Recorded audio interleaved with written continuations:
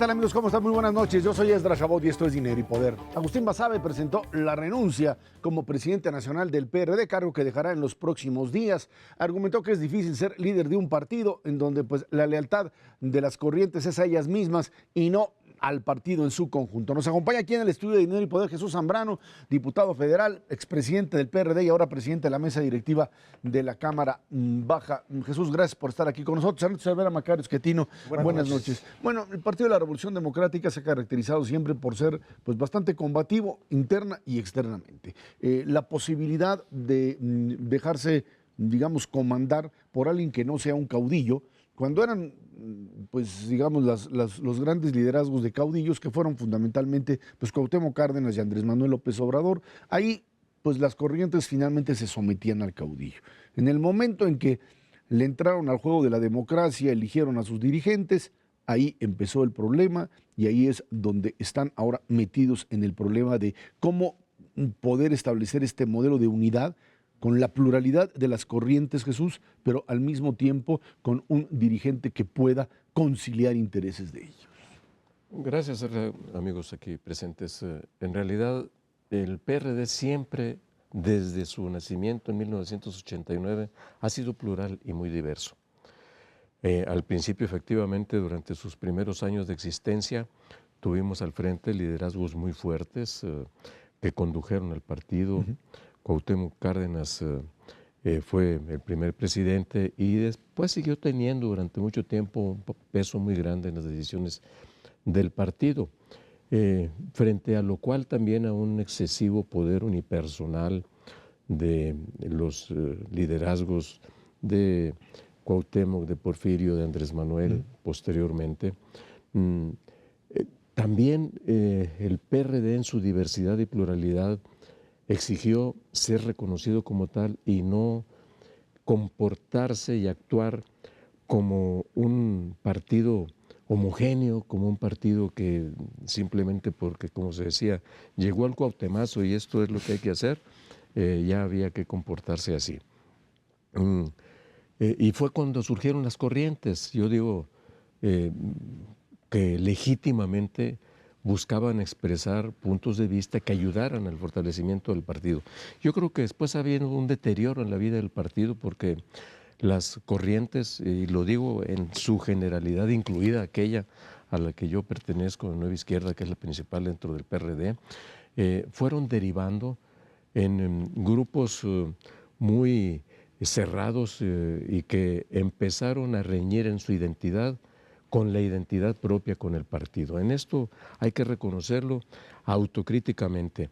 Y estoy convencido de que ese ciclo ya está agotado en el PRD, que el PRD debe pasar a ser uno muy diferente, en donde sin dejar de reconocerse en su pluralidad, en su diversidad, ponga por delante la identidad con el partido y su acercamiento y su relación con la sociedad, con la gente, con los problemas del país, que en no pocas ocasiones, y lo estamos viendo hoy, por cierto, con el anuncio de la renuncia, una vez más, de Agustín Basabe a la presidencia del partido, que se pone en el centro el tema de los problemas internos del partido, que si su ingobernabilidad, dice él, yo digo que no es ingobernable, tiene problemas para gobernarse, sí, es muy complejo, pues yo lo...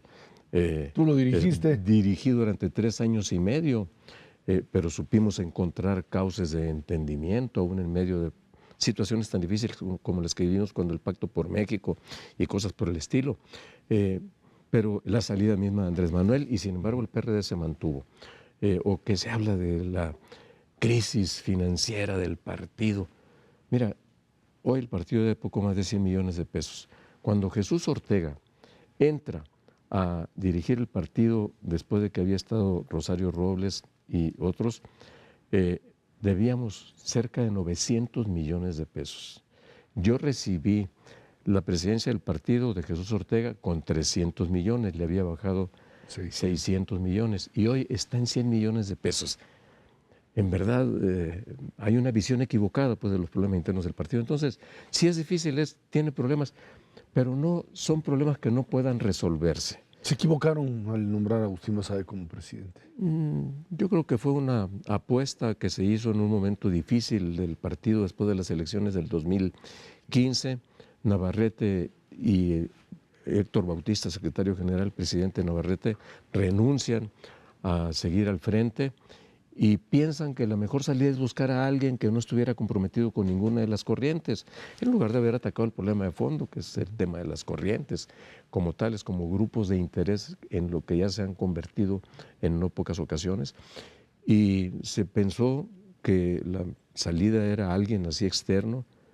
Yo respeto mucho a Agustín como intelectual, como académico, una persona muy inteligente que tiene mucha claridad sobre temas del país, pero creo que el manejo del partido, para hacerlo se requería mucho más que esto y por lo tanto conocer en realidad al partido, conocerlo en su problemática interna, en sus comportamientos.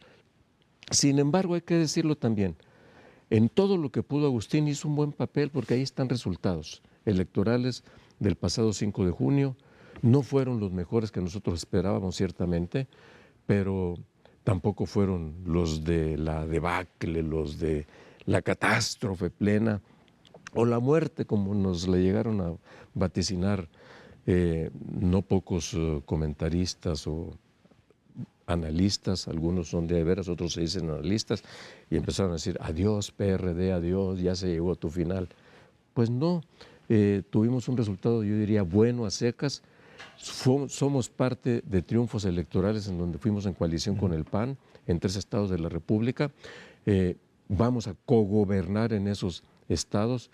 Sin esa alianza el PAN tampoco hubiera ganado por su propia cuenta, ¿no? Entonces fuimos factor decisorio de estos resultados electorales y ahí están. Agustín se fajó, por decirlo coloquialmente, en mantener esas alianzas y ahí están estos resultados que ponen al PRD de nueva cuenta en la condición de ser factor de decisión para las elecciones de 2017, para los acontecimientos de la vida del país y desde luego también de ser un factor que va a incidir en las grandes decisiones de la vida del país rumbo a las elecciones del 2018. Al respecto, Jesús, la izquierda se dividió. Ahora son 2 partidos más o menos del mismo tamaño, a diferencia, como tú dices, de lo que mucha gente lee, más o menos son del mismo tamaño los 2, pero esto creo que pone un riesgo interesante al interior del PRD con las corrientes. El PRI, que fue, pues digamos, la gran matriz política del siglo XX, pues fue heredando algunas cosas negativas a los partidos de oposición, y entre ellas, algo que ha ocurrido a veces en la izquierda es que algunas corrientes, algunos grupos locales, acaban trabajando para el gobernador de su estado y no para el partido. Y esto creo que es realmente el riesgo interesante al interior del PRD y podría ser un riesgo que se haya incrementado conforme el PRD tiene ahora una votación menor que la que tenía. ¿Cómo perciben esto? ¿Cómo controlar para que no acaben algunos de los grupos pues jugando a favor de otras instituciones? Pero yo creo que efectivamente no pocos estados al PRD le hace falta cohesión y una mayor solidez en su actuación, en su comportamiento, en el comportamiento de sus dirigentes locales. Si ha sucedido esto en algunos estados, lo estamos todavía viviendo en estos últimos meses, en estos últimos años, pero cuando esto ha sucedido de una manera muy clara, lo que ha hecho la Dirección Nacional del PRD es atraer las decisiones para que no queden precisamente en manos de gobernadores que no son del PRD. Entonces, hemos en varias ocasiones tomado este tipo de decisiones. Y yo creo que debemos seguirlo haciendo. Más bien yo te diría que el reto que hoy tenemos rumbo al 2018 no es el de que nos coopten dirigentes o al partido algunos gobernadores priistas en los estados, que además ya tiene menos gobernadores ahora el PRI, porque va a ser una elección nacional y entonces las decisiones verdaderas y profundas nacionales las tiene que tomar la dirección. Por eso, ahora que entremos a renovar la dirección del partido, debemos tener mucho cuidado para que también de una vez tracemos con qué línea política vamos a conducirnos, con qué línea política vamos a comportarnos y vamos a trabajar en los próximos meses y no estar en cada momento en el jaloneo. Si alianzas con este, no alianzas con este, mejor nos vamos solos. Yo te diría hoy, por ejemplo, si el PRD se va solo, como algunos lo plantean, lo más probable es que ante esta división de la izquierda, que hay quienes sostienen, y yo un poco me ascribo a la idea de que los planteamientos de Andrés Manuel no son de izquierda, son más bien conservadores en muchos sentidos, y se erige como un mesías para la salvación del país. Pero al estar divididas este electorado que ha votado tradicionalmente por la izquierda, el PRI va a ganar. Si el PAN y el PRD deciden caminar juntos, los números no mienten, las estadísticas, lo más probable es que una coalición así, incluso si se genera un frente muy amplio para participar con partidos, con organizaciones, con personalidades, etcétera, rumbo al 2018, el PRI no gana. Y si el PRD decide caminar con López Obrador, o con Morena, pero está claro que solamente se caminaría si el candidato es López Obrador, porque no aceptarían a ningún otro. Pero ante una situación en la que el propio López Obrador ha dicho, con el PRD ni a la esquina, son parte de la mafia en el poder. Ellos están entregados con Peña Nieto, con el gobierno, y con ellos no vamos a caminar nada. Entonces, pero aún así, si llegáramos a caminar por ahí, es también altamente probable que el PRI vuelva a ganar las elecciones. Siguen teniendo un voto duro muy importante. Pero ¿qué va a pasar de aquí a año y medio que estemos tomando las decisiones? Con esta velocidad tan vertiginosa con la que cambian los acontecimientos de la vida del país y cambian al país de la noche a la mañana, pues como diría mi madrecita, solo Dios sabe. ¿No? Jesús, hablando de velocidad, tienen que tomar las decisiones muy rápidamente. Y por lo que estás planteando, pues se plantea un congreso para elegir el presidente muy complicado. Es restituir a alguien que conozca las entrañas del PRD. Muchas de las figuras pues, se han un poco deslindado, echado para atrás. Van a poder no solamente definir la figura y definir los trazos para el 2017, que es una elección fundamental, es el ensayo. Es el ensayo para la del 2018, en donde se plantean exactamente las mismas posibilidades. Vamos con nuestro candidato, ahí tenemos una base más sólida, vamos con el PAN y a lo mejor podemos ganar. La velocidad cuenta y cuenta mucho, Jesús. Tienes toda la razón. Y por eso habemos quienes planteamos convencidamente, justamente porque vemos el calendario electoral y la necesidad de tomar decisiones muy rápidamente, que en todo caso, la elección o las elecciones para renovar a la dirección nacional del partido se hagan a finales de este mismo 2016 o a principios de enero, febrero del 2017, para que haya tiempo de que se tomen las decisiones correctas, la definición de las candidaturas, alianzas o no alianzas, en el 2017, la más importante sin duda alguna, la del Estado de México. Sí, si nos pasa lo que nos sucedió en 2011, es decir, hace 5 años, ya sabemos cuál va a ser el resultado. En aquel entonces estaban maduras las condiciones para que hubiéramos sido en una coalición electoral, después de que habían sido triunfantes las coaliciones electorales un año antes, en el 2010, y lo truncaron. La posibilidad de una coalición la truncó Andrés Manuel junto con Marcelo y junto con Encinas, que terminó siendo el candidato del PRD, que quedó en segundo lugar, y el resultado fue que ganó el PRI. Si hubiera habido coalición, otra hubiera sido la historia del Estado de México y muy probablemente la historia actual del país. Pero así fueron las decisiones. Hoy hay que tomarlas con esa perspectiva de los tiempos, como tú muy bien lo señalas, Y eso mismo va a incidir también al mismo tiempo en otros acontecimientos de la vida del país. De eso sí estoy seguro.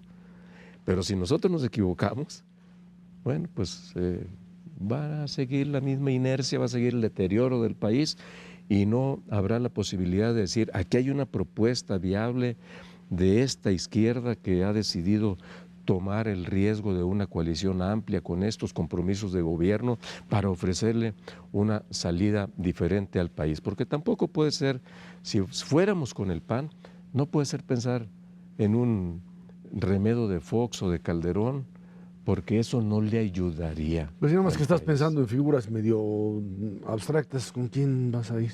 No, yo digo que en primer lugar tienen que ser los compromisos de gobierno ante la sociedad, dentro de este frente amplio que yo digo que debiera conformarse, un frente democrático, progresista, con esta composición diversa, y que diga exactamente a qué se compromete, qué es lo que llegando al gobierno y a las cámaras se haría por quienes integran o integrarían este frente, esta coalición. Jesús Zambrano, muchísimas gracias por estar aquí con nosotros. Al contrario, muchas gracias a ustedes. Gracias. Vámonos a una pausa. Esto es Dinero y Poder.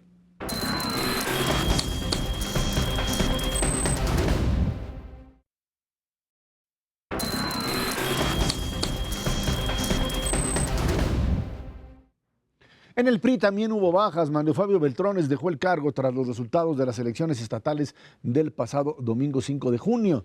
Reconoció los tropiezos que tuvo su partido en 7 estados y aseguró que los electores dieron un mensaje a políticas equivocadas o a políticos que incurrieron en excesos y que no fueron transparentes, o a los dos, o a otras cosas. Un mensaje de Manuel Fabio Beltrones que parecía más el de un político en campaña, dispuesto a iniciar una campaña hasta por lo que dijo que no quería hacer, que es candidato a la presidencia, pero en una autocrítica muy responsable, me parece, por parte de Manlio, en donde lo que hacía era, pues básicamente hacer el análisis de por qué habían fracasado, cargando una buena parte de la responsabilidad, creo, en aquellos que, pues sabemos, son los operadores directos. Es cierto, no es que no haya existido errores por parte del propio PRI, en el sentido de escoger algunos candidatos que no eran los adecuados. El caso de Quintana Roo, probablemente, que a veces sí hay que establecer claramente la responsabilidad. El resto tiene que ver con gobernadores que pues eran impresentables y que creo pues se equivocaron al hacer el cálculo pensando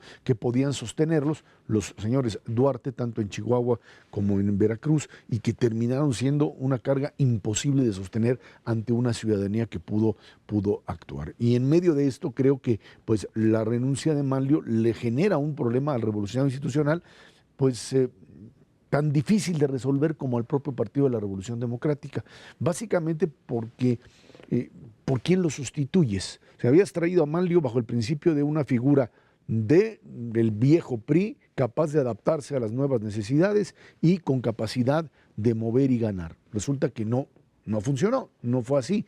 Alguien dice, bueno, es el momento del relevo, y hay quien dice, pues denme un nombre. A ver, denme un nombre de políticos nuevos en el PRI que tengan capacidad de volverse dirigentes, digamos, al estilo Luis Donaldo Colosio, figuras que, digamos, emergieron en su momento de los grupos más jóvenes y que tendrían una visión mucho más, mucho más rejuvenecedora del partido como tal. Difícil manejarlo, ¿no? Sí, bueno, creo que Quintana Roo también es un caso donde el gobernador era impresentable, sí, pero independientemente de lo del candidato. Era un pésimo gobernador y bueno, pues también está pagando esto.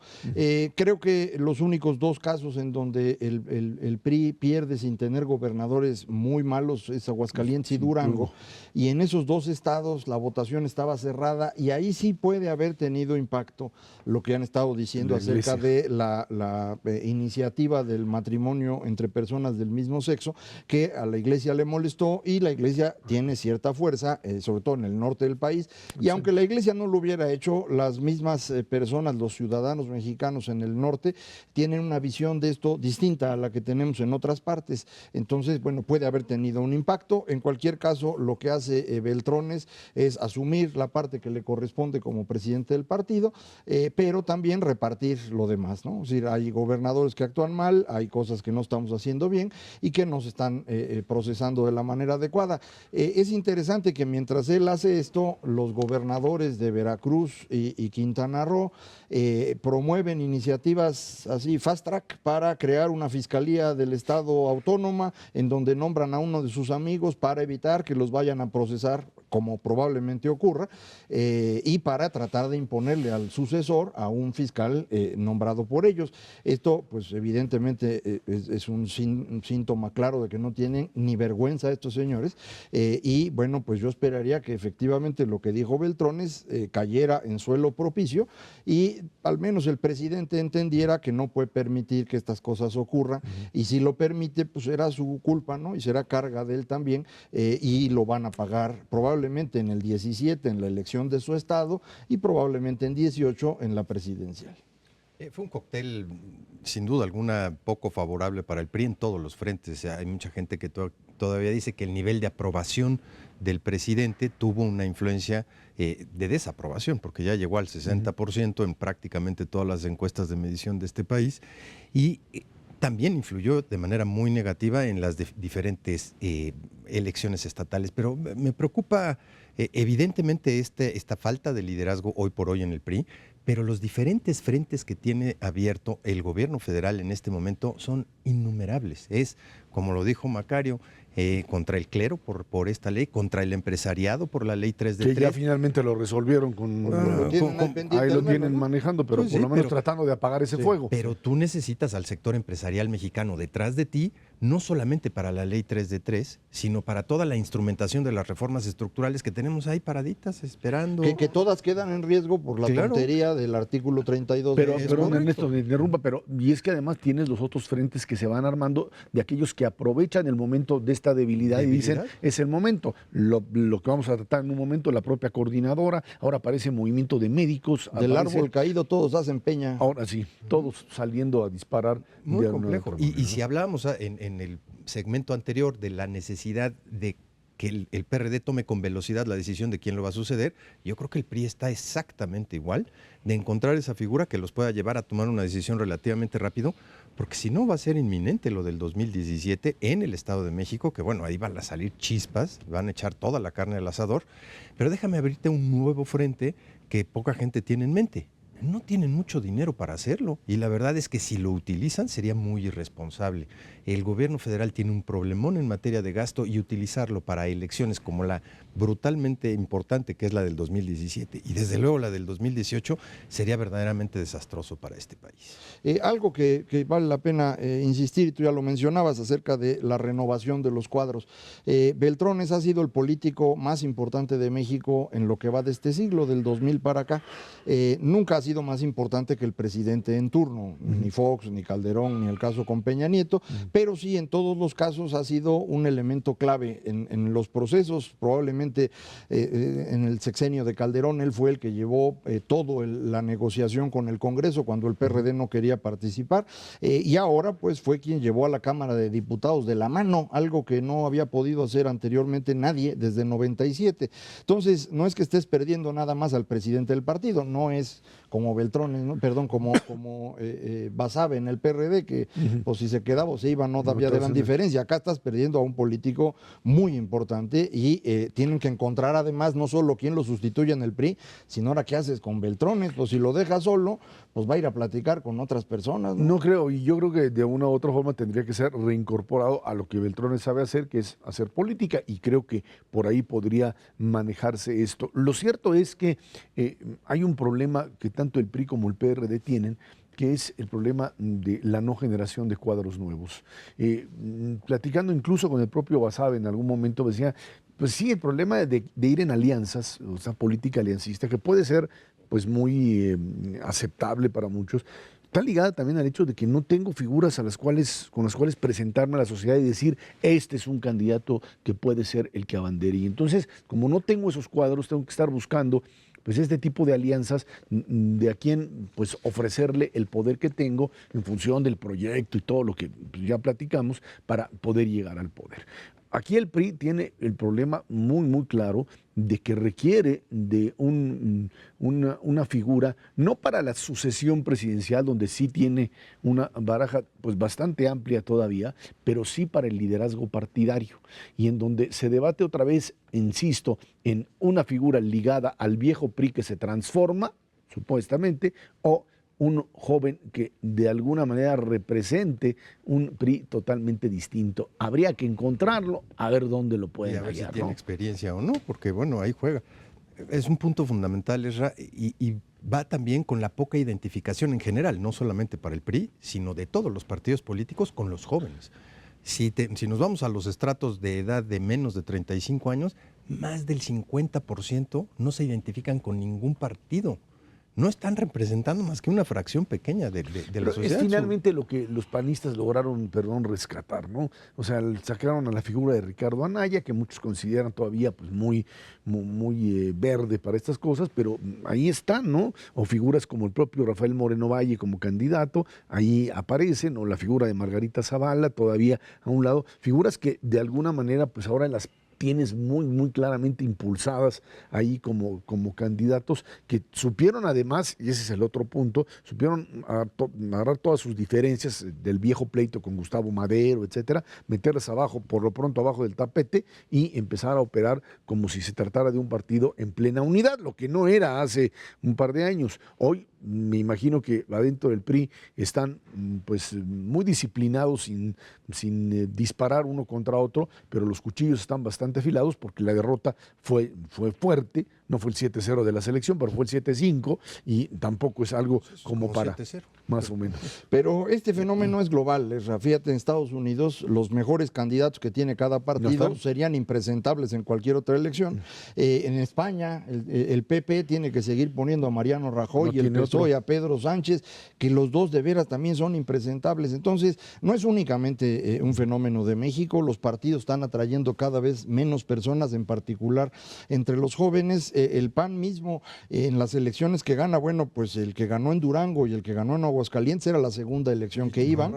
Miguel Ángel Yunes lo mismo, el de Quintana Roo fue recién traído del PRI, tampoco es un jovenazo. Entonces, bueno, estamos hablando de un envejecimiento paulatino de la clase política frente a un mundo que se está moviendo de manera muy diferente. Es un problema para todos, a algunos les pesa más, y a un partido que es pues del siglo XX o de casi del XIX, como es el PRI, pues le debe estar pesando todavía más. Y más a partir de lo que podríamos decir que pues, se dio el banderazo el 6 de junio, que fue el banderazo hacia la sucesión prpresidencial, y en donde lo que queda claro intermedia del 2017. es que el 17 la estación es Estado de México, ¿no? Creo que esa es la estación que tienen que decidir qué quieren hacer. Los perredistas estarían apostando a ir en alianza con el PAN. El PAN tiene que estar buscando candidato o candidata que pues le asegure que pues esa alianza se puede llevar a la práctica. El PRI requiere candidato o candidata que pueda enfrentar en ese estado bastante disputado, y bueno, pues el que ahí gane o pierda no quiere decir que está decidido todo, pero tiene un potencial ahí de crecimiento. La mayor cantidad de votos, ¿no?, del país. Bueno, vámonos a una pausa y de regreso platicamos con ustedes sobre el tema la coordinadora, los niveles de violencia desatados en Oaxaca que ya ponen en riesgo la estabilidad del propio estado e incluso dicen algunos del propio país. Esto es Dinero y Poder.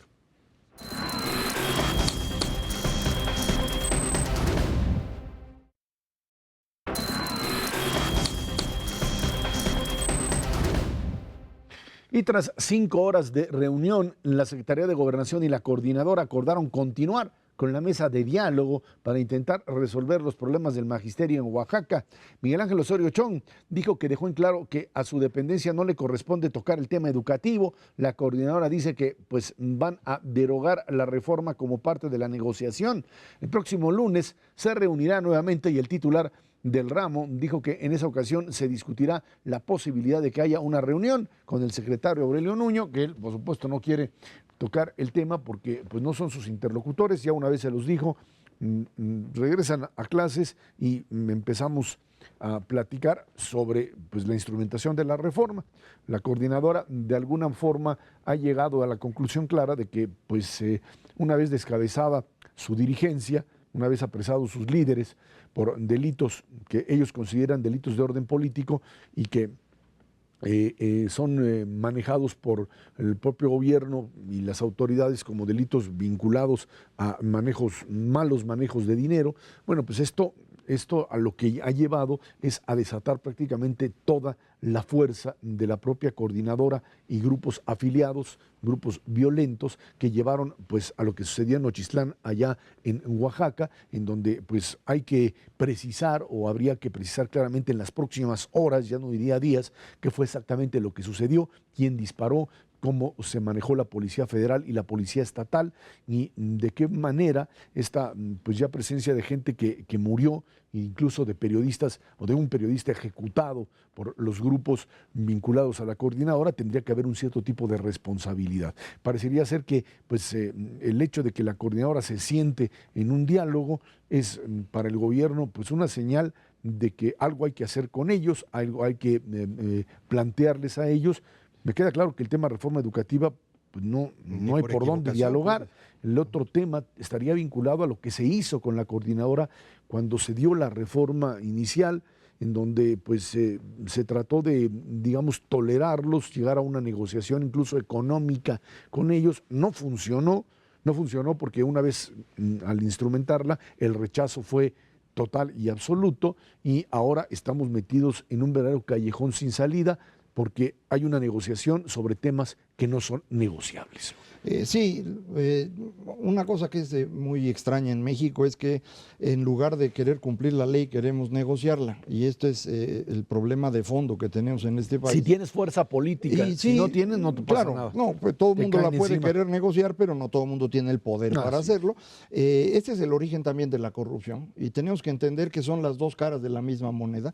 Todos aquellos que les molesta la corrupción debería molestarles estos grupos de interés que buscan negociar la ley. Por alguna razón extraña no se dan cuenta de que es lo mismo y piensan que están hablando en un caso de reclamos que tienen alguna validez, alguna legitimidad. Hubo diálogo con la coordinadora durante 2 años enteros, cuando se estaba negociando la reforma, cuando se aprobó, todo ese tiempo estuvieron hablando, incluso se les dio dinero, como tú bien dices. El resultado fue que nunca se logró nada, se les quitó el control del Instituto de Educación del Estado de Oaxaca, y esto pues ya los dejó sin recursos, se fueron haciendo chiquitos. A partir del 15 de mayo trataron de hacer una especie de reactivación. Esta reactivación se enfrentó posteriormente con la detención de algunos de sus líderes, y entonces la coordinadora hace lo que pues diría uno es el regreso a su origen, y es moverse hacia el espacio en donde tienen la frontera con los grupos subversivos, que es Oaxaca. Para los amigos del auditorio que no lo recuerden, hace 10 años, así fue el grave asunto con la Asamblea Popular de los Pueblos de Oaxaca, la APO, que se movieron hacia Oaxaca, hacia donde había la fuerza del EPR, que fue el que los ayudó a tener el control de esa ciudad durante varias semanas, y esto acabó mal, y acabaron también matando a un periodista en aquella ocasión, periodista estadounidense, Brad Will, que pues ellos argumentaban había muerto por disparos de la policía. Luego se probó que había sido un disparo por la espalda, probablemente de alguno de sus amigos en este movimiento. No me quedó claro nunca esto. Este fenómeno lo estamos viviendo otra vez. Aparentemente el asunto en Nochistlán tiene que ver con una emboscada, dice la policía, un acto de provocación probablemente orquestado por estos grupos, que debe haber agarrado en medio tanto a policías que no tienen preparación suficiente como a manifestantes que tampoco entienden qué están haciendo frente a un grupo pequeño, pero de gente que no es novata, que son expertos en el tema, que saben provocar y que no tienen escrúpulo alguno en llevarse a algunos cristianos en el camino, como lo hicieron ahora. Y que ya no nada más están operando en Oaxaca, están operando también en el Distrito Federal, cerrando algunas calles y en algunos otros lugares. Vamos a ver hasta dónde llega eso. A mí me parece bien que sea el secretario de Gobernación el que vaya a negociar directamente esto, porque no es un tema educativo ya.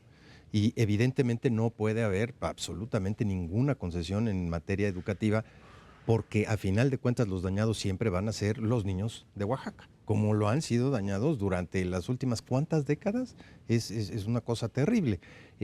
Sin duda alguna vamos a medir qué tanta fuerza tiene el gobierno federal para lidiar con un problema de esta naturaleza, y evidentemente también el problema de un gobernador de Oaxaca saliente le quedan algunos cuantos meses frente a uno que todavía no toma las riendas del asunto. Es problemático, no cabe la menor duda, y apenas estamos viendo la puntita del iceberg de alguien que está desesperado precisamente porque no tiene dinero, porque le quitaron a sus cabecillas y desde luego muy desesperado en términos de haber perdido lo que tenían, que era un trabajo y que ya simplemente no van a entrar.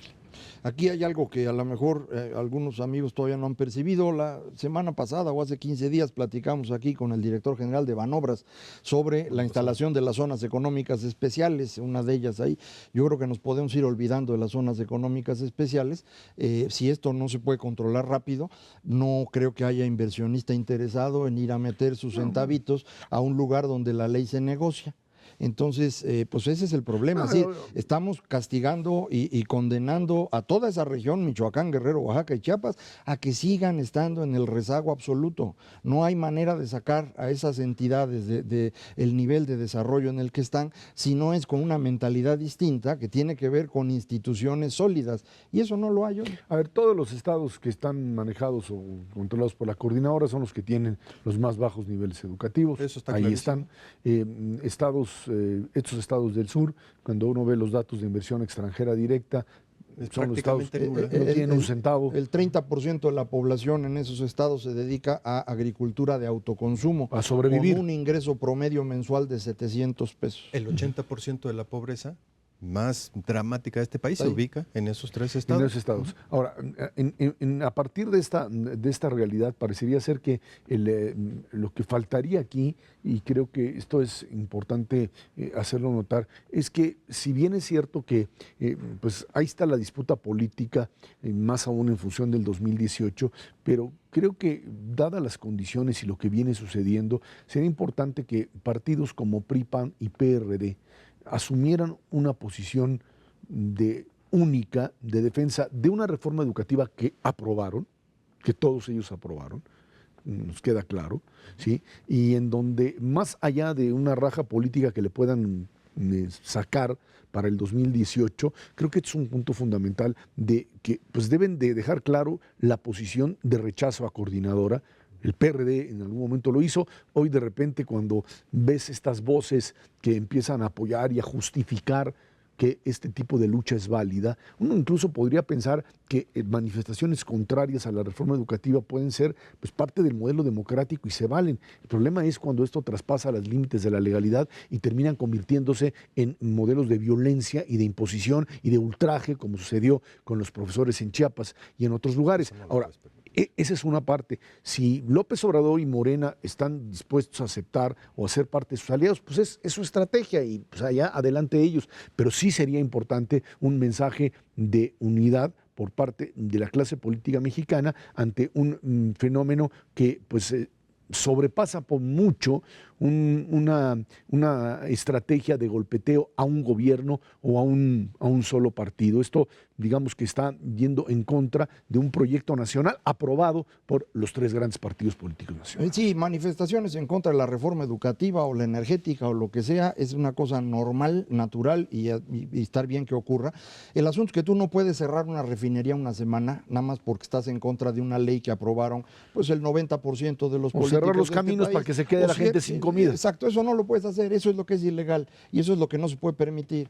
El Estado mexicano permite muchísimo esto. En la Ciudad de México es una tragedia siempre porque son excesivamente permisivos. Quieren manifestarse, hombre, se puede de mil maneras, siempre y cuando no estés jorobando a los demás y aquí eso no hay manera de evitarlo. Entonces, sin un Estado fuerte, a lo que llegas es a un proceso de anarquía creciente que lo que te va a llevar es una situación de mucha mayor pobreza. Ese es el origen de la pobreza de los estados que hemos mencionado. Y si no somos capaces de fortalecer al Estado mexicano frente a esto, pues vamos a ir metiendo en la anarquía al resto del país y vamos a irnos empobreciendo.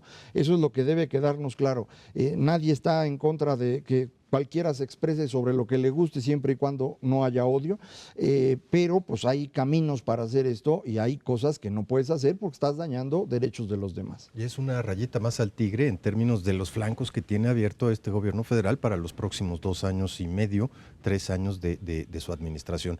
No está fácil porque necesitas muchos aliados y justo lo que no tienes ahorita son precisamente esos aliados. Después de las elecciones quedó bastante claro que nadie tiene el poder garantizado y evidentemente necesitas a los empresarios, a los partidos políticos, al propio clero para decir, este es el camino de la legalidad y de cómo se deben hacer las cosas. Y finalmente, lo que queda claro es que en los próximos días tiene que haber una solución clara a este planteamiento, tanto de lo que sucedió en Nochistlán como el fenómeno y dejarse de andar lanzando ahí versiones contradictorias que los pescaron ahora sí a los señores del gobierno con las manos en la puerta ahí y sin poder dar una explicación clara. Es el momento de hacerlo, es el momento de aclarar la situación, eso por un lado, y por otra parte, definir qué quieren hacer con una coordinadora nacional de trabajadores de la educación, cuyo derecho laboral pues, tiene que ser, por supuesto, respetado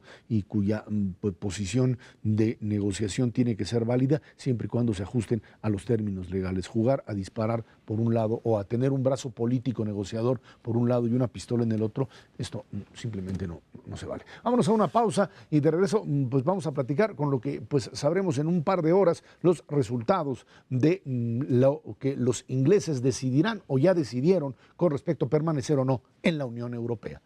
Esto es Dinero y Poder.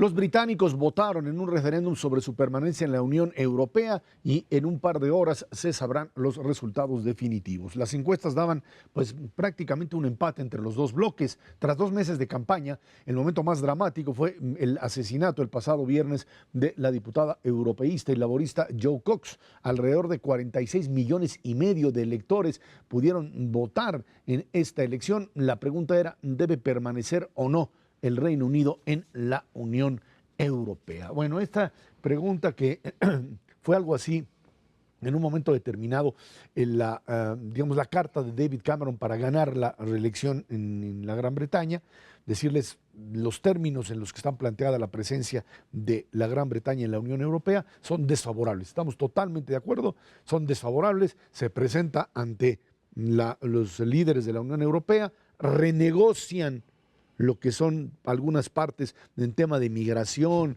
incluso de comercio, y con eso gana la elección. Sin embargo, para poder vencer el sentimiento proteccionista, lo que hacen es decir, y nos vamos a ir a un referéndum sobre las condiciones de Unión Europea, sin pensar que esta tendencia, este modelo de regresar al pasado, de pensar que una Europa otra vez aislada, con modelos nacionalistas, cerrados, es mucho mejor que lo que es una Europa abierta.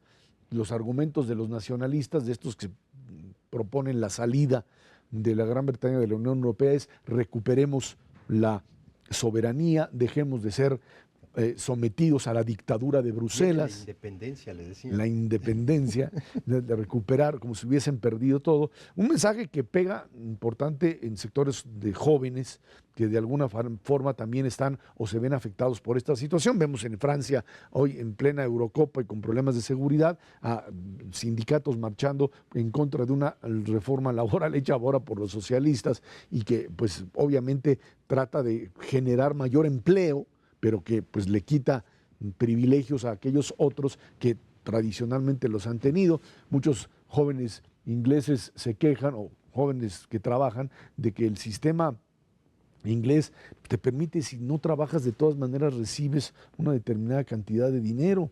Inglaterra de alguna forma ha sido siempre una parte pues bastante separada de Europa, ¿no? Ellos le dicen a Europa the continent, el continente, ellos son la isla, ¿no? Una vez contaban que ahí en la BBC, esta estación famosa de Inglaterra, estaba cerrada el canal de la Mancha porque había neblina.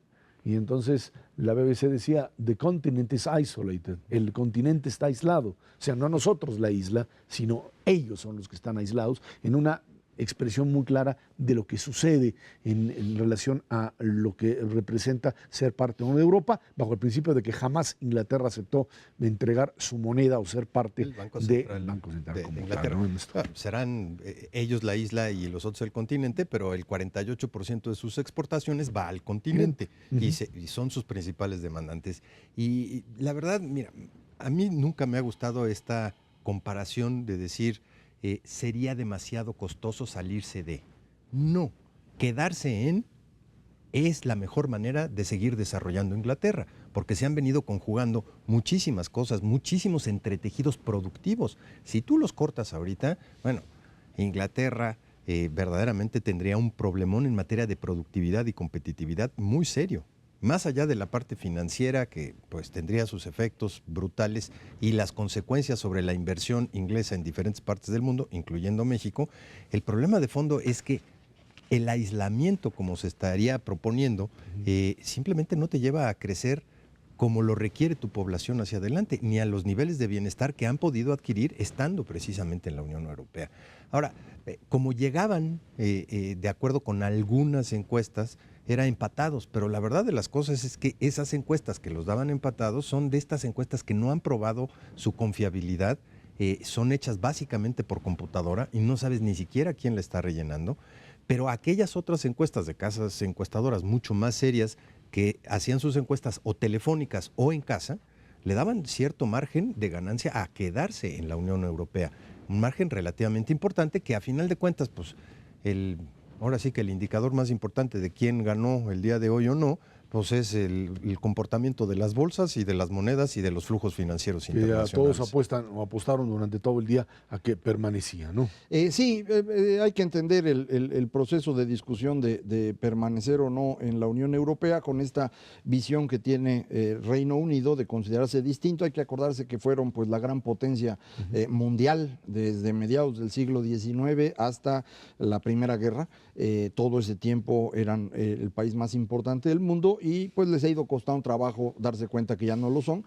Sin embargo, uno de sus mejores momentos en los últimos 100 años es el que les ha ocurrido al estar dentro de la Unión Europea. Es decir, cuando ve uno el comportamiento de su economía, que insisto, eran el país más importante en 1914, de ahí se van hundiendo hasta que llega Thatcher. Empareja un poco el piso y cuando entran a la Unión Europea es cuando empiezan a crecer. Si uno ve el comportamiento de otras economías de la Unión Europea, pues a la que le fue mejor es al Reino Unido. Además, en la crisis actual europea de hace del 2009, ellos no les toca, no son parte del euro y la libran. No solo eso, porque además no estaban en el mismo nivel de endeudamiento de los otros, porque su sistema de estado de bienestar es diferente y eso ya lo había resuelto Thatcher en los años 80, por eso todo el mundo la odiaba. Bueno, todo el mundo, todos los que tenían esas prestaciones y las dejaron de tener. Entonces ya habían resuelto algunas cosas, no están dentro del euro, no están dentro del acuerdo de Schengen, es decir, no tienen libre movilidad de personas, como sí lo tienen en otras partes de Europa, en donde realmente le afecta al Reino Unido estar en la Unión Europea es en el tema de comercio, en el tema de migración y algunos otros detallitos menores. En comercio, si se salen es peor, porque tendrían que renegociar todo, ya lo acaba de decir Ernesto, en términos de las ventas a la misma Unión Europea. Y se los dijo Jean-Claude Juncker, you're out, sí, o sea, si te sales, adiós, o sea, ahí te ves. El otro tema es migración, y en el tema de migración, pues sí, la discusión es que ellos preferirían elegir a sus migrantes y no recibir instrucciones de Bruselas. No creo que sea un tema tan serio, creo que se puede procesar, y sí es muy interesante lo que hizo Cameron.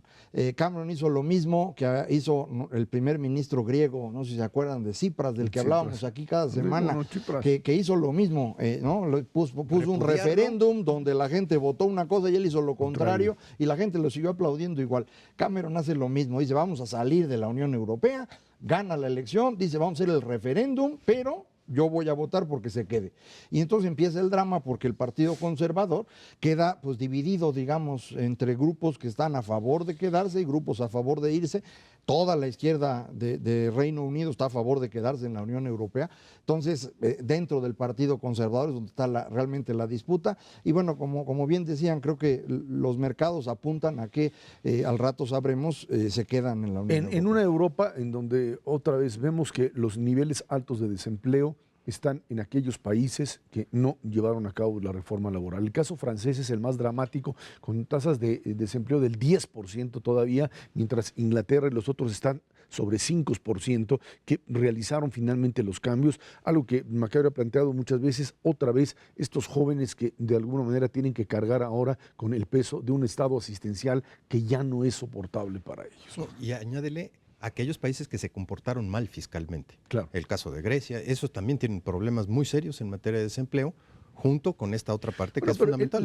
Lo hizo España en su momento también, Sí. y hoy se le están cobrando a Rajoy y a los Partidos Popular, Clarísimamente, porque sí. hiciste los cambios y te cuesta políticamente. Esto la gente no lo ve como inmediatamente como algo positivo, quizá una generación después pueda ser evaluado como... Ojalá y sea Valorado. antes, porque España tiene elecciones este fin de domingo, semana. sí. Yo esperaría que los españoles voten bien, y esto significa que no vayan a darle poder a Unidos Podemos, este grupo Van a de quedar izquierda. Igual que la pasada. Bueno, tampoco No es se van una a buena poner de solución. acuerdo. Creo que es bien importante el tema de Francia, porque España tiene futuro. España tiene mucho futuro. Tiene problemas ahorita políticos, a lo mejor no logran armar gobierno, pero su Lo economía lograrán puede eventualmente. funcionar. Francia Francia es un problema mayor y es una economía muy grande, y mucha gente no se da cuenta de eso porque Enquilosada. sí, va a ser un problema mayor Francia en los próximos años, y ojalá y pudiéramos verlo antes para empezar a tomar medidas, pero ellos mismos pues no lo están entendiendo, ¿no? Requieren reformas que se hicieron en Inglaterra, en una Inglaterra que si finalmente vota por permanecer en la zona o en la Unión Europea, veremos también cambios importantes en la relación entre una Gran Bretaña que no puede seguir amenazando constantemente a una Unión Europea, porque esto puede ser además el argumento para ser utilizado por otros países todo el tiempo de si no me das lo que quieran, yo me salgo, algo que pues sigue afectando. No le cae muy bien a Alemania eso, que lo estén amenazando todo el tiempo. permanentemente. Bueno, ahí están. Gracias, Cervera Macares, que tiene muchísimas gracias. Gracias a usted que nos ve y nos escucha aquí en Canal 11 todos los jueves a las 10 de la noche, Dinero y Poder. Estamos en la radio, Noticias MBS en el 102.5 del FM de lunes a viernes de 5 a 7 de la noche. Por nuestra parte, muchas gracias y muy buenas noches.